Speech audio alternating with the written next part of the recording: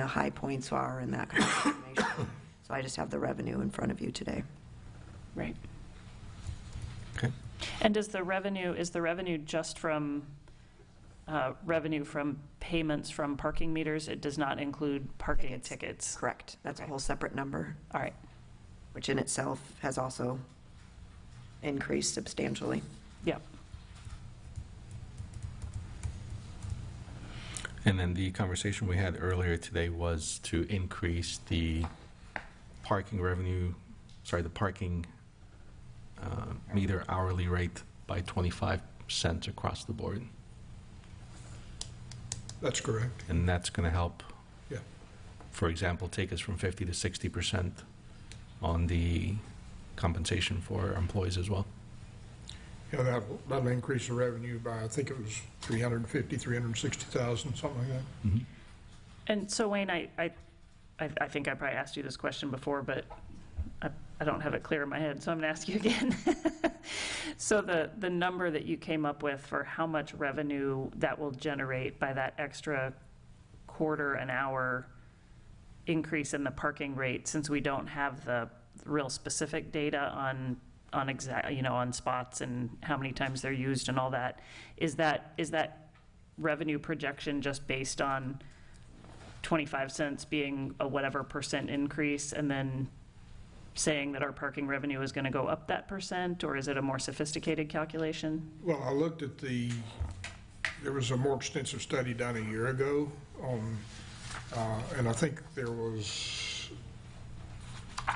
a pretty significant increase in both of them a year ago. So we looked at the study that was done then, how much the increase amounted for the either the weekend or the weekdays, and the weekend amounted for a much larger percentage because it was a much larger increase. So we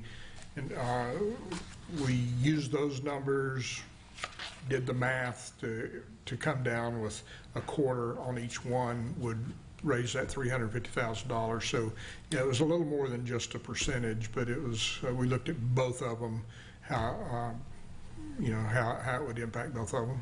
Right. And year to date, or fiscal year to date, or since the parking rates were raised, have we looked back on what the anticipated increase in revenue was going to be versus the actual increase in revenue? And are those two things are we getting the anticipated increase in revenue pretty right on? We had that. That report was done by Michelle Gonzalez, and yeah, we are on target with what was projected when we raised the rates that was presented at the commission meeting. Okay. And if you'd like a copy of that, I can send that all to you all. I have a copy of that spreadsheet.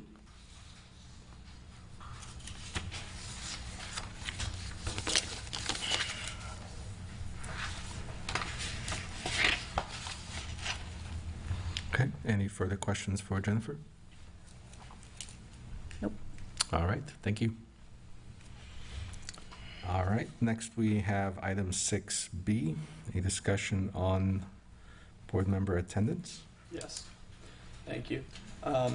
So it's come to my awareness that Tom Diempert on the planning board, who's considered my appointee, is unable to attend the next 3 regularly scheduled planning board meetings. So I've spoke to city managers, city clerk, and city attorney about it, but I just wanted to bring it up tonight. I know, we've had commissioners who have zoomed in for the meetings. He said he'd be happy to do that. He wants to stay on. So maybe you guys can help me out on kind of what the code states and what we could do as an option. Well, the code states that you forfeit your seat if you miss three meetings. At the same time, the only rule against, the only real controlling rule against appearing electronically is an old Attorney General opinion that goes back Charlie Crist's era, when they were probably talking about a telephone, and there hasn't been a new one. There's been new technology, obviously, since then with regard to virtual the virtual technology since the COVID times. So, you know, it's really a commission decision, I think. I know it says that. I think you should consider possibly letting him attend, unless it is a quasi-judicial item on the agenda. I don't really have a concern as long as he has all the materials that the in-person board members have. The only other thing I would point out, which is more of a practical issue, is that in August you have an election, and you know it would be disruptive, I think, to lose a board member that's been there for a long time and they're in the process of doing work, and then to possibly have and replace that board member now, and then possibly whoever wins that election, there may be a change in the board members again. So it would really disrupt, I think, the board's continuity. So I personally, and I'll let Amber chime in, I personally don't have any legal arguments why the commission couldn't allow for, absent the fact that if there isn't a quasi-judicial item on the agenda, I wouldn't want him, I think I'd pause in him participating in a quasi-judicial hearing via Zoom.